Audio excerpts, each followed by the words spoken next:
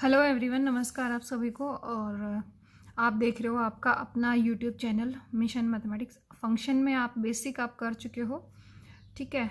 तो बेसिक का हम अपने क्वेश्चंस में, अपनी प्रॉब्लम में किस तरह से हम यूज़ करेंगे उसके बारे में हम बात कर लेते हैं। तो अभी आपको यहाँ पे क्वेश्चन दिखाई दे रहा है, ठीक है। ये क्वेश्चन है। इस क्वेश्चन को करने से पहले मैं यहाँ पे एक क्वेश्चन है, यहाँ पे ये रहा, पहले इसको डिस्कस करना चाहती हूँ ताकि आपको जो चीज़ें हैं वो बहुत क्लियर हो जाएं, ठीक है।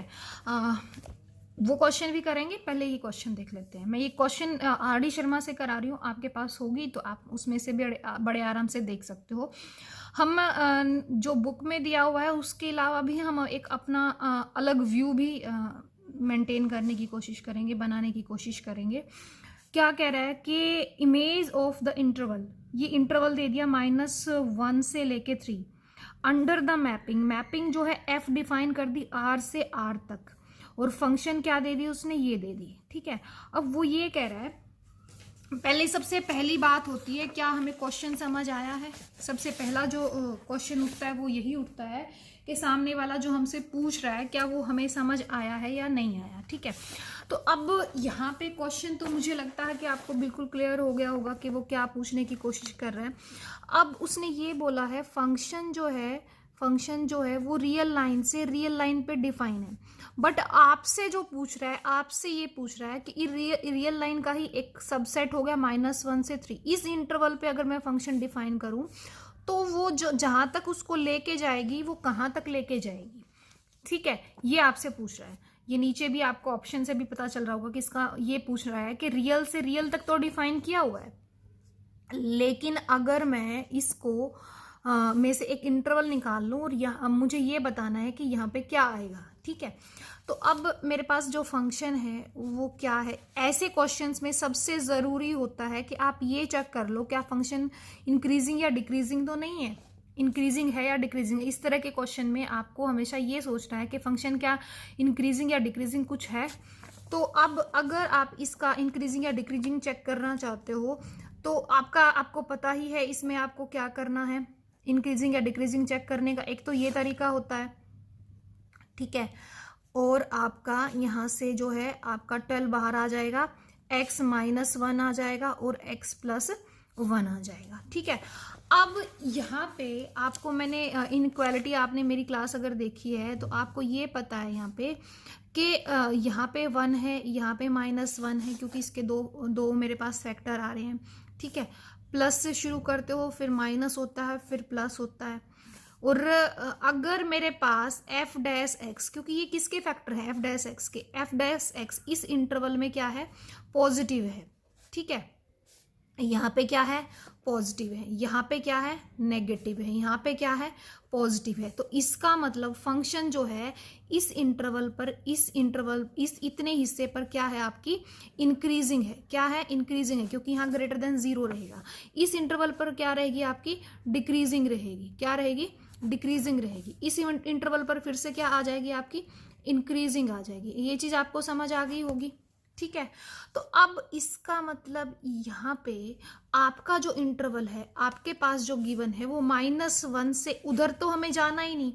ये इसका मतलब इधर का मुझे पता तो चल गया, बट मुझे तो सिर्फ काम -1 से 3 के बीच में करना है। यहाँ कहीं 3 होगा, यहाँ पे कहीं 3 होगा। इसको अगर मैं एक बार फिर से लिखूँ तो ये आ गया -1, ये आ गया 1, और यहाँ पे कहीं जाके आएगा 3।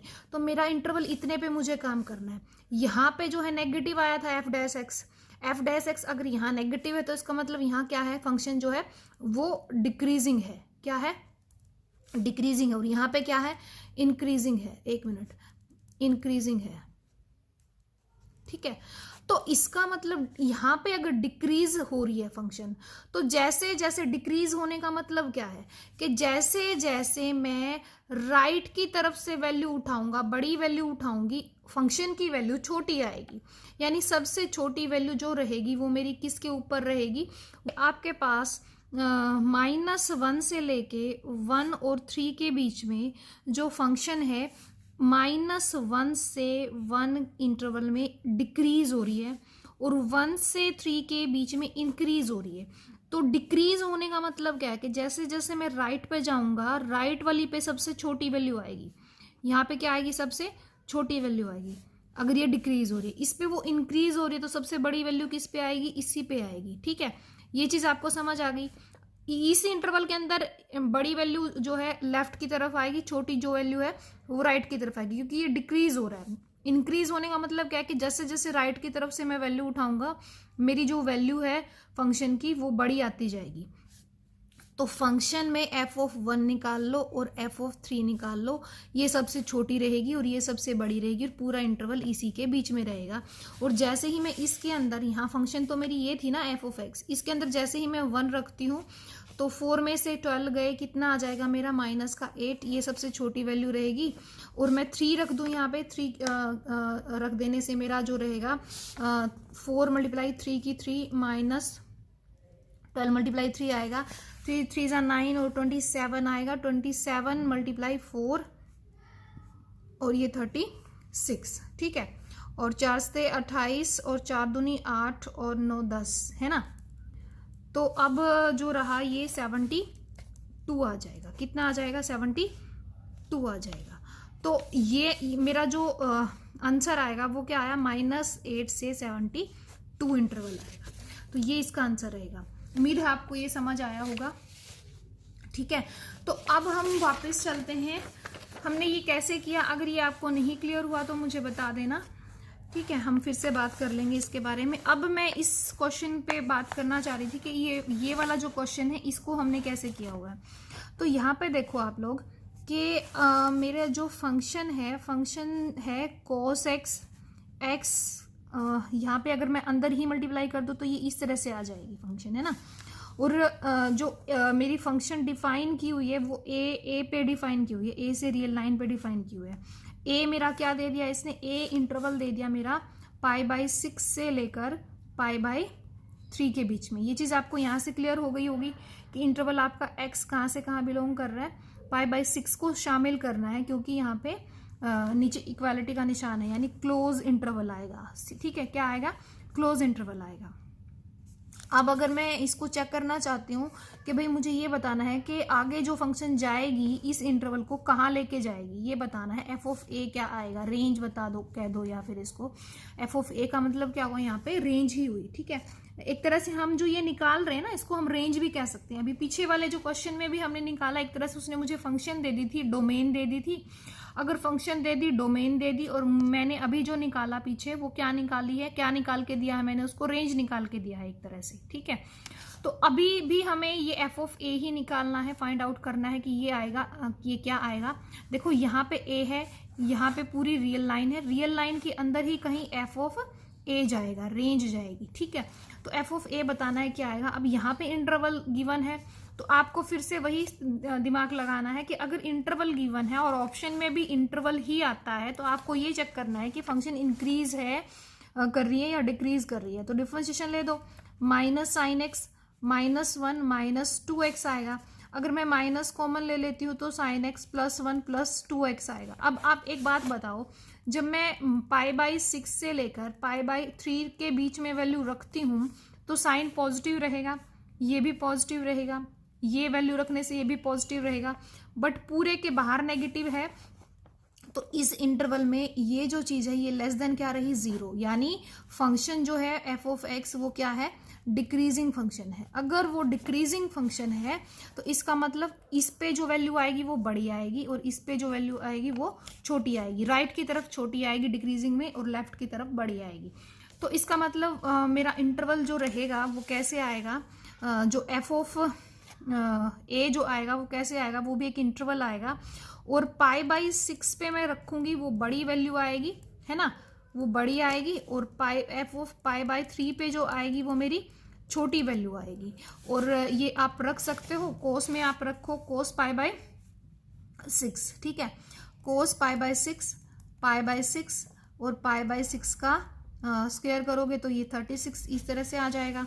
ऐसे ही आपको ये π/3 रखना है, cos π/3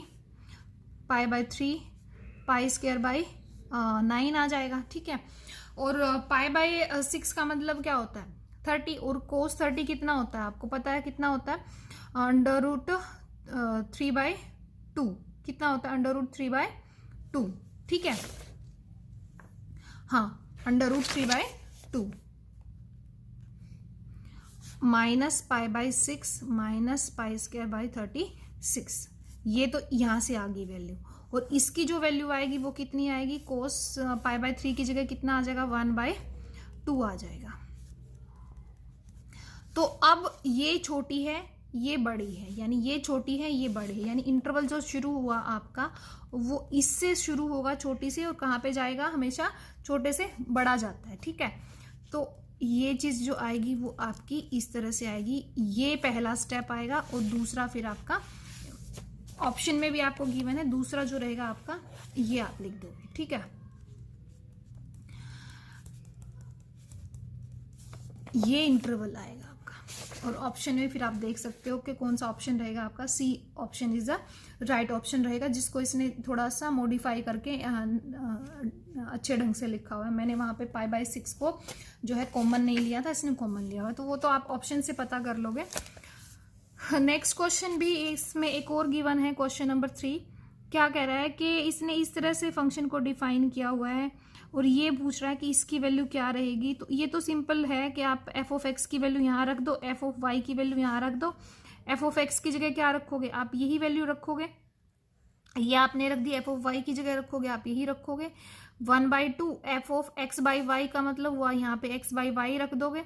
ठीक है, इसको भी आप खोल दोगे तो, क्योंकि मैंने अभी लॉगरिथम वाला चैप्टर आपका कराया नहीं है, तो जो डिवाइड होता है वो माइनस में सेपरेट हो जाता है, और जो प्लस होता है मल्टीप्लाई होता है वो प्लस में हो जाता है। तो इस तरह से सेपरेट हो जाएगा, यहाँ फॉर्मूला लग जाएगा, कैंसिल आउट हो जाएगा, ये तो बड़े आराम से हो जाएगा। इसमें मैं आपको ज़्यादा कुछ बताने का है नहीं इसके अंदर। ठीक है, तो इसके बारे में हम अभी बात नहीं कर रहे। नेक्स्ट जो है 4th क्वेश्चन देख लो आप। ABC जो है रैशनल नंबर दे दिए, फंक्शन f इंटीजर से इंटीजर पे डिफाइन की हुई है। फंक्शन क्या दे रखी है, ax² + bx + c, then a + b बताना है।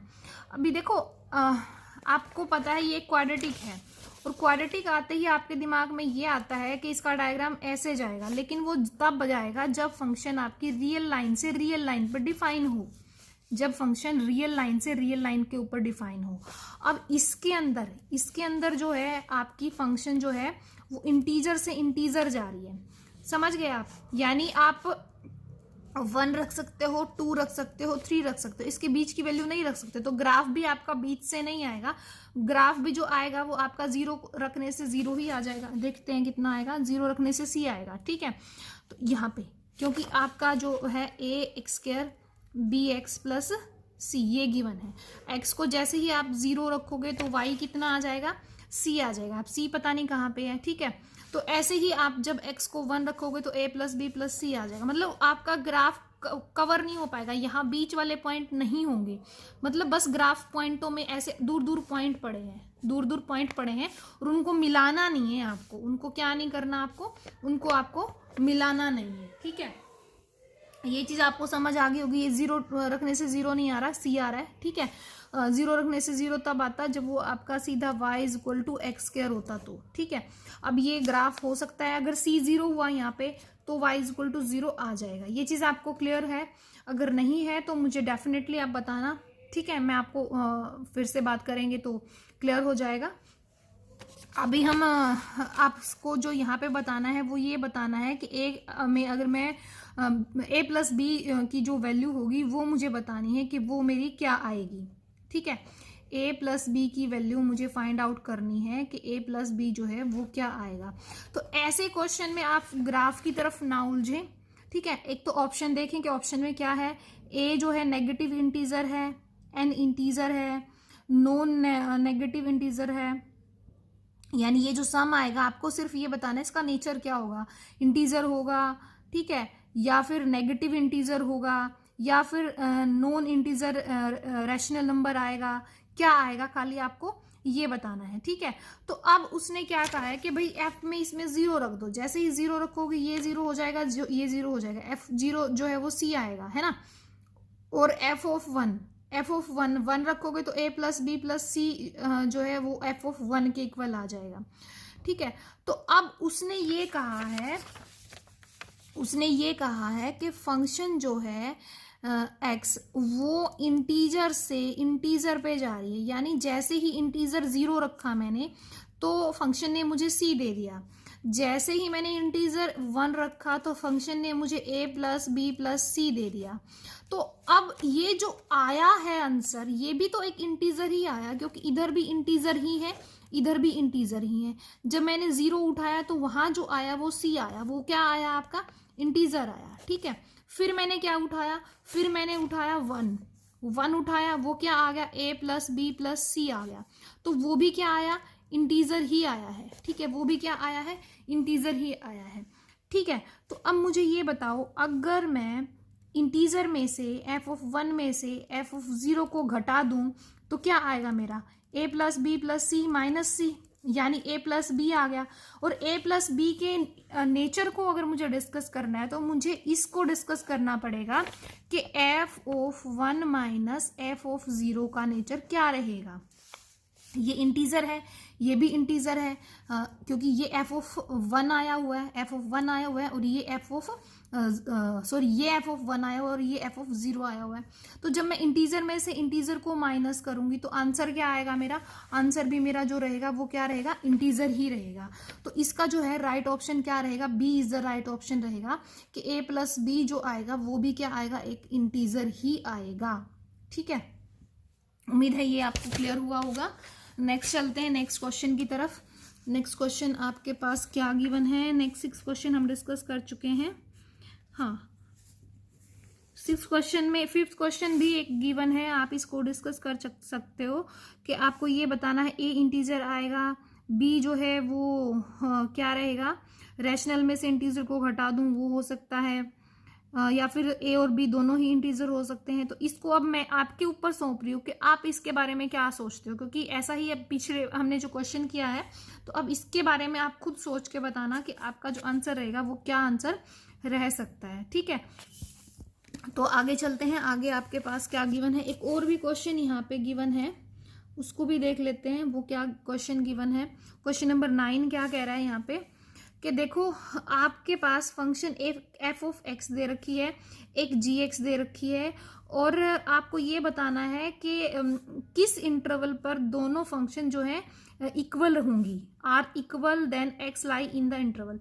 भी जो फंक्शन इक्वल होती है ना, अगर मैं ये कह लूँ f(x) एक फंक्शन है, g(x) भी एक फंक्शन है, वो दोनों इक्वल है, तो इसका मतलब ये है कि इनका डोमेन भी इक्वल होगा, इनकी रेंज भी इक्वल होगी, यानी f भी जो है a से b जा रही है, g भी जो है वो a से b जा रही है। पहली कंडीशन तो ये हो गई, और दूसरी कंडीशन ये होगी कि f(x1) इक्वल होगा g(x1) for all x1 belongs to a, ठीक है।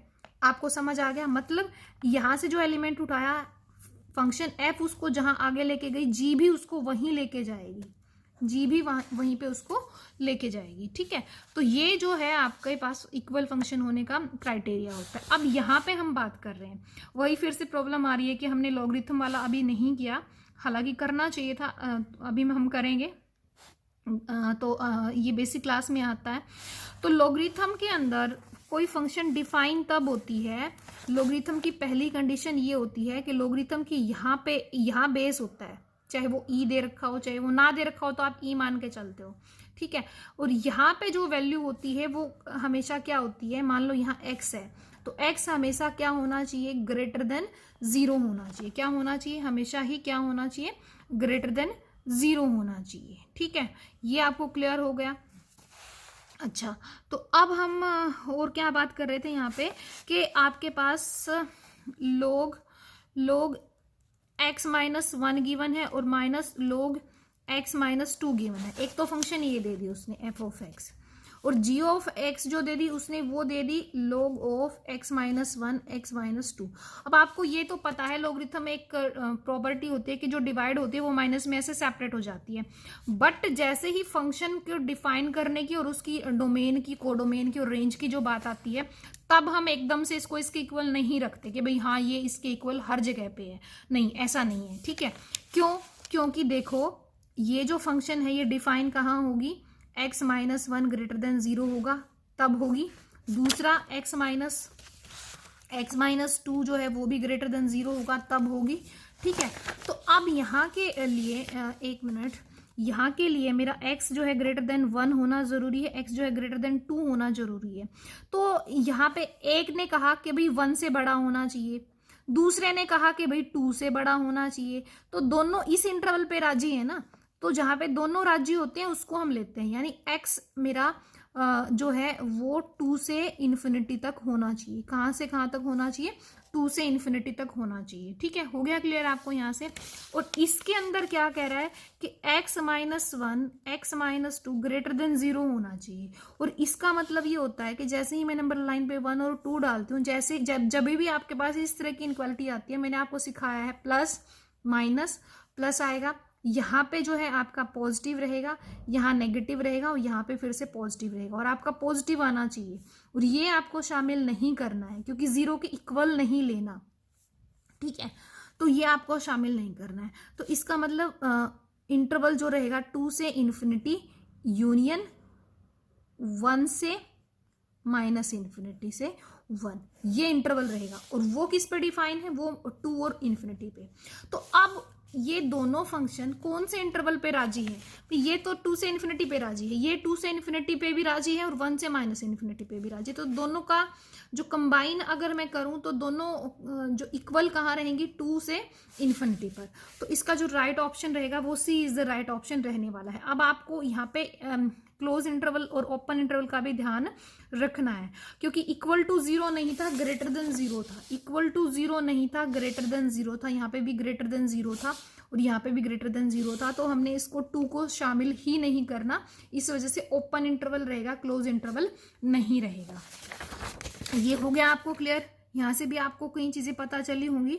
ठीक है, और ये 2-3 बड़े छोटे छोटे क्वेश्चन गिवन है, ये आप कर लेना, ये मैं नहीं करा रही।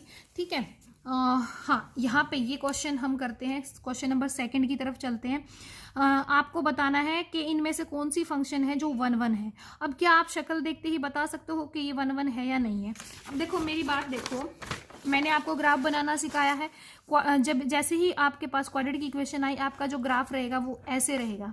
ऐसे रहते ही वो 1-1 नहीं हो सकती, वो जो है 2 पॉइंटों पे काटेगी। तो पहला ऑप्शन कट गया। ठीक है, अच्छा, अब दूसरे को चेक करो। लेकिन दूसरा जो है, आप एक बात बताओ, दूसरा जो है आपके पास x की 4 दे रखा है और वो रियल लाइन से रियल लाइन नहीं दे रखा। ये ध्यान रखना है, रियल से रियल दे रखा होगा तो ग्राफ बनेगा। अगर इंटीजर से इंटीजर दे रखा है तो ग्राफ नहीं बनेगा, पॉइंट आएंगे। ग्राफ नहीं बनेगा, क्या आएंगे? पॉइंट आएंगे। ठीक है, मतलब इनको, इनके बीच वाला जो हिस्सा है वो गायब हो जाएगा, क्योंकि इंटीजर है। 1 रख सकते हो, 1 के बाद 1.1 नहीं रख सकते आप। ठीक है, 1 के बाद सीधा आपको 2 ही रखना पड़ेगा। ठीक है, तो समझ गए होंगे आप ये चीज कि मैं क्या कहने की कोशिश कर रही हूँ। आप नहीं तो आप पॉइंट रख के देख लेना, पता चल जाएगा आपको। अच्छा, लेकिन इसके अंदर भी 1-1 नहीं रहेगा। 1-1 क्यों नहीं रहेगा? क्योंकि जैसे ही मैं gx को x की 4 रखती हूँ तो 1 पे भी वही वैल्यू आएगी और -1 पे भी वही वैल्यू आएगी। 1 पे भी 1 आएगी और -1 पे भी 1 आएगी। 2 पे भी वही आएगी, -2 पे भी वही आएगी। तो यानी 2 वैल्यू रिपीट हो रही हैं। यानी ऐसे ऐसे ग्राफ आपका जब जाएगा तो वो जो है आपका 2 पॉइंटों पे काटेगा। तो ये भी आपका क्या नहीं हो सकता, कभी भी 1-1 फंक्शन नहीं हो सकती। ठीक है, अब हम सी पे बात करते हैं। सी का जो ग्राफ है, क्यूबिक इक्वेशन है। क्यूबिक इक्वेशन का ग्राफ आपको बताइए ऐसे जाएगा। ठीक है, इधर से जो है आपका ऐसे जाएगा। तो जैसे ही आप लाइन लोगे तो उसको एग्जैक्टली 1 पॉइंट पे काटेगी। ठीक है, तो इसका मतलब ये 1-1 है, ये 1-1 है, सी 1-1 है, क्योंकि रियल लाइन से रियल लाइन पे जा रहे हैं। अब डी की बात आ गई। डी में उसने क्या कहा? कॉम्प्लेक्स से कॉम्प्लेक्स पे जाओ और यहाँ पे क्यूबिक ले ली। क्यूबिक तो ले ली। अब यहाँ पे आपको कंफ्यूज नहीं होना है कि वहां क्यूबिक है, यहाँ पे भी क्यूबिक है। बट वो जो ग्राफ वाली जो चीज है वो रियल लाइन से रियल लाइन पे हमारा ग्राफ बनता है। लेकिन जब आप कॉम्प्लेक्स पे जाते हो तो कॉम्प्लेक्स के अंदर आपका जो ओमेगा स्क्वायर और 1 ये क्यूब रूट ऑफ यूनिटी होते हैं। ठीक है, तो अब मुझे यहाँ पे ये बताओ, आपको ये पता है कि आप एफ ऑफ एक्स है, क्या दे रखा है, जो भी एफ ऑफ जेड दे रखा है, क्या गिवन है? 1 मिनट में देख भी लूँ। जेड क्यूब प्लस 4 दे रखा है, जेड क्यूब प्लस 4 दे रखा है। तो जैसे ही आप इसके अंदर ओमेगा रखोगे तो ओमेगा क्यूब प्लस 4 आ गया। ठीक है। जैसे ही आप इसके अंदर ओमेगा स्क्वायर रखोगे तो ओमेगा स्क्वायर का क्यूब प्लस 4 आ गया, यानी ओमेगा 6 प्लस 4 आ गया। और ओमेगा 6 का आपको पता ही है कि 1 होता है, ओमेगा होता है, ओमेगा स्क्वायर होता है। ओमेगा जैसे ही ओमेगा क्यूब करते हो तो आपको ये पता होगा कि आप इसको ओमेगा स्क्वायर और ओमेगा लिख सकते हो। और आपको एक और चीज़ का प्रॉपर्टी होती है इसकी कि ये जो चीज़ होती है ये आपकी 0 के इक्वल होती है।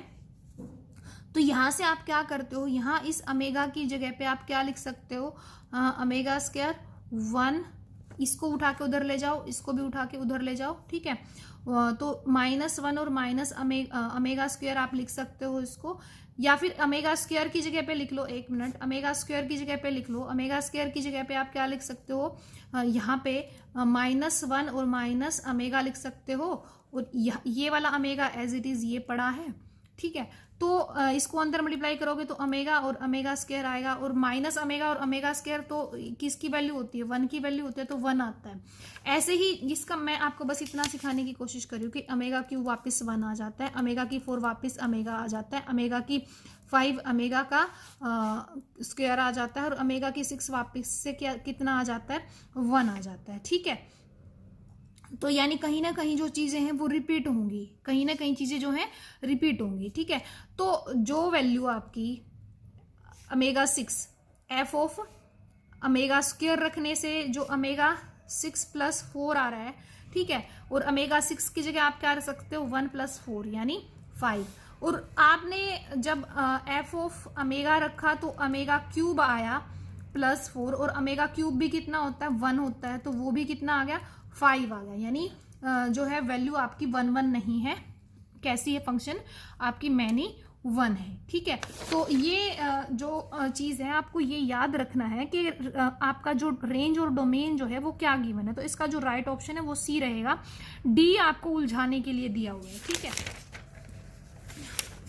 अच्छा, अब एक और क्वेश्चन आप देख लो। मैं ये क्वेश्चन कराने का मेरा बस इतना ही मकसद है कि आपने जो बेसिक किया है उसका आपको यूज करना भी आ जाए तो चीजें क्लियर हो जाएंगी।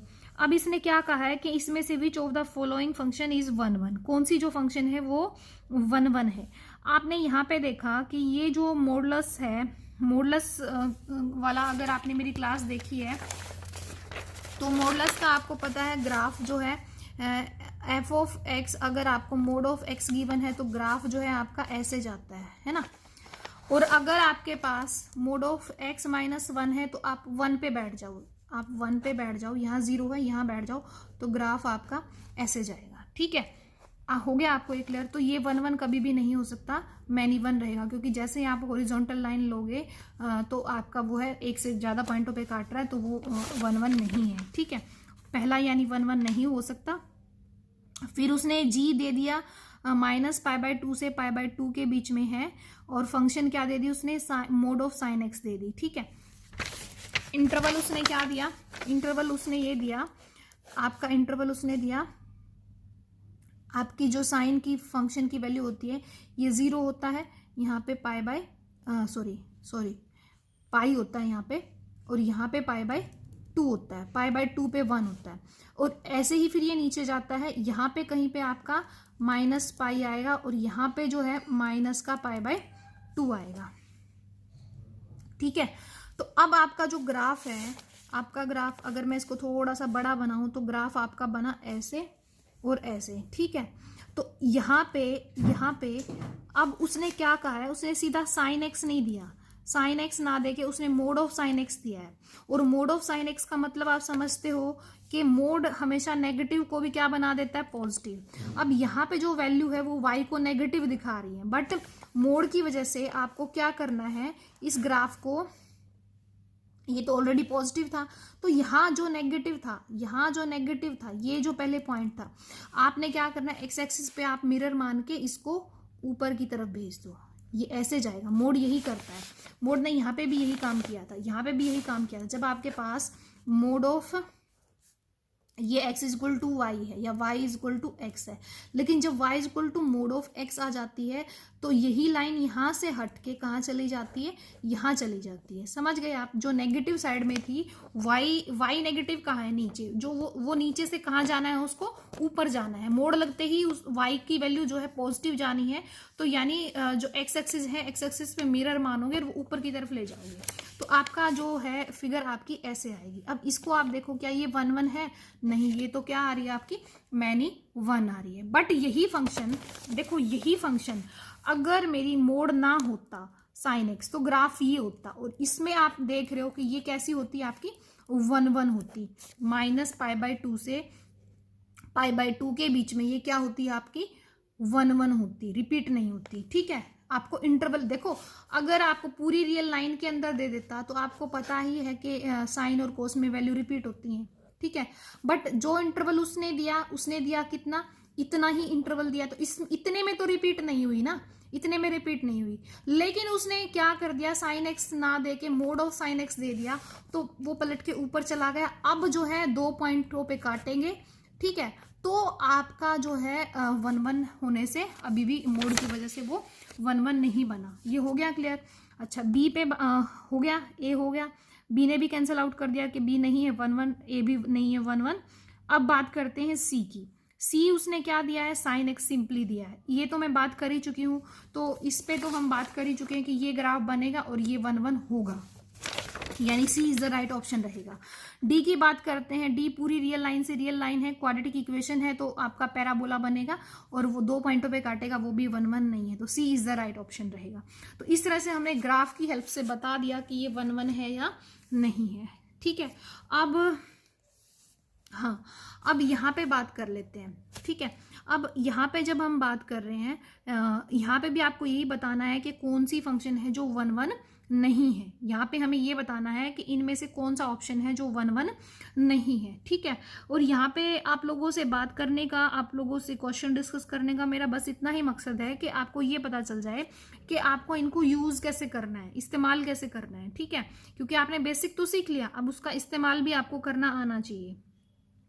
तो अब यहाँ पे जो रहेगा आपका, मैं फिर इसके बाद आपको होमवर्क के लिए कुछ, प्रैक्टिस के लिए कुछ क्वेश्चन दे दूंगी, ताकि आप उसमें से फिर आप बता पाओ कि हाँ इसका जो रहेगा ये ऑप्शन रहेगा। रियल लाइन पे बात कर रहे थे हम, तो अगर मेरे पास सीधा रियल लाइन से रियल लाइन पे हम काम कर रहे हो, मैं यहीं पे बात कर रही हूँ, और 1 मिनट, हाँ मैं थोड़ा सा यहाँ पे स्पेस बना लूँ।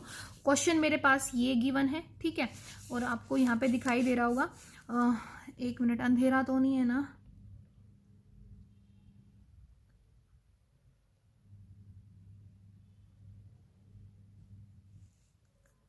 एक मिनट,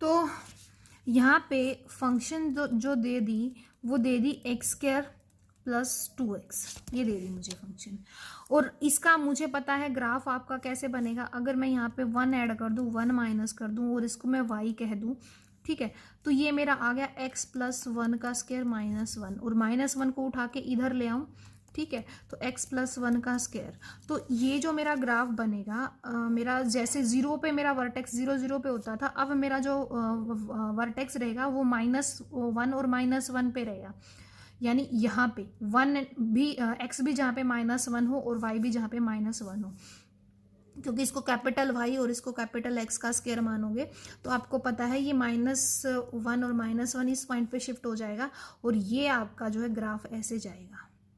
ठीक है, आपको समझ आ गया? लेकिन ये पूरी रियल लाइन से रियल लाइन का ग्राफ है। ठीक है, उसने अभी यहाँ पे जो दिया है ना क्वेश्चन, यहाँ पे जो क्वेश्चन दिया है, उसने ग्राफ को -1 से इन्फिनिटी डिफाइन किया है। कहाँ से कहाँ डिफाइन किया है? -1 से इन्फिनिटी, और -1 और -1 से इन्फिनिटी, यानी इतना ग्राफ पूछ रहा है, वो इतने ग्राफ के बारे में बात कर रहा है, इसको वो नहीं पूछ रहा। तो अगर मैं इस ग्राफ की बात करती हूँ तो ये तो 1 1 है, समझ गए ना आप? मतलब आपको आंख बंद करके भी नहीं चलना कि जैसे ही क्वाड्रेटिक दिखे और आप ये कह दो कि 1 1 नहीं है। ये भी देखो कि वो कहाँ से कहाँ तक लेके जा रहा है। हो गया क्लियर? अब दूसरे की बात करते हैं। इसको तो मैंने ग्राफ से ही चेक कर लिया, ये है 1 1 आपका, ठीक है। आपको बताना है कि कौन सी फंक्शन है जो 1 1 नहीं है। ये तो है 1 1, ये चेक कर लिया हमने ग्राफ से ही। अब दूसरे के बारे में हम बात करते हैं। क्या बोला उसने? ई की एक्स का अगर मेरे से पूछता तो मैं सिंपली ग्राफ बना देती, ठीक है। बट उसने अब ई की पावर क्या दे रखा है? उसने दे रखा है क्या? ई की एक्स की क्यूब -3x + 2। तो कहीं ना कहीं ये चीज़ मुझे परेशान करेगी।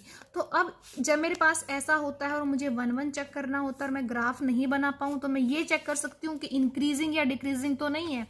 तो यहाँ पे मैं डिफ्रेंशिएशन करके देख सकती हूँ, ठीक है। तो इसका जब मैं डिफ्रेंशिएशन करूँगी तो आपको पता है ये एज इट इज़ आएगा। इसका फिर से लूँगी तो क्या आएगा? 3x² प्लस माइनस का 3, ये आ जाएगा।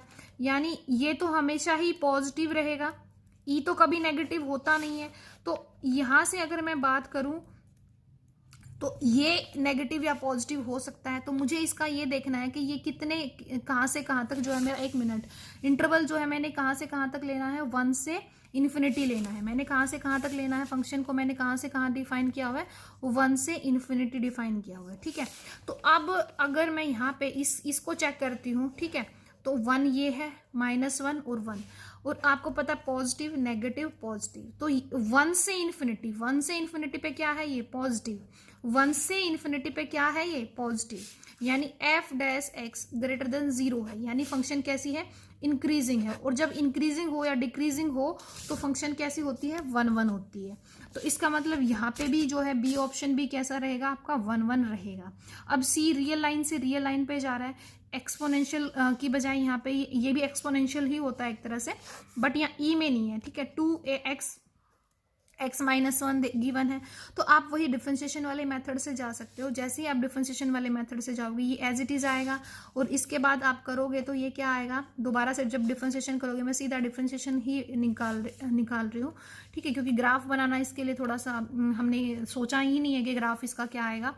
तो जिसका हम सीधा ग्राफ बना सकते हैं उसको फटाफट ग्राफ से चलेंगे, नहीं तो हम इस वाले मेथड से चल सकते हैं। तो इसका क्या आएगा? 2x - 1 आएगा, ठीक है। तो इसमें से जब मैं क्या करूँगी? फैक्टर लूँगी तो मेरे पास जो है ये कभी नेगेटिव नहीं आएगा, ये नेगेटिव आ सकता है। और ये नेगेटिव कहाँ पे आएगा? x जो है वो मेरा क्या होना चाहिए? > 1/2 होना चाहिए। x अगर मेरा > 1/2 है तो वो मेरा क्या रहेगा? इंक्रीजिंग रहेगी। अदरवाइज जो है वो मेरी क्या रहेगी? नेगेटिव हो सकती है, डिक्रीजिंग रहेगी, ठीक है। तो इसका मतलब ये हुआ कि जैसे ही ये यहाँ पे इसने पूरी रियल लाइन से रियल लाइन पे बात कर रखी है, तो जैसे ही मैं अगर 1/2 से 1/2 है, यहाँ 0 है, यहाँ कहीं 1 है, इससे मैं उधर बात करूंगी तो ये इंक्रीजिंग है, इससे इधर बात करूंगी तो ये डिक्रीजिंग है। यानी ग्राफ मेरा जो है कहीं इंक्रीज हो रहा है, कहीं डिक्रीज हो रहा है। होना क्या चाहिए था? या तो पूरा ग्राफ इंक्रीज हो या पूरा ही ग्राफ डिक्रीज हो, ठीक है, या तो इंक्रीजिंग फंक्शन हो या डिक्रीजिंग। बट ये कैसी है? कभी इंक्रीज हो रही है, कभी डिक्रीज हो रही है, यानी ऑसिलेटरी है, ठीक है। तो इसका मतलब ये क्या है? मेरा 1 1 नहीं है।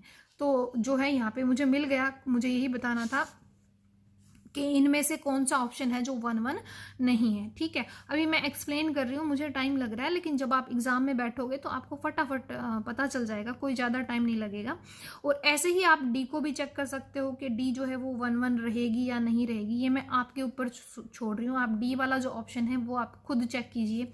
डी में मुझे ये बताइए कि आपको इंटरवल रखना है कहाँ? -∞ से 0।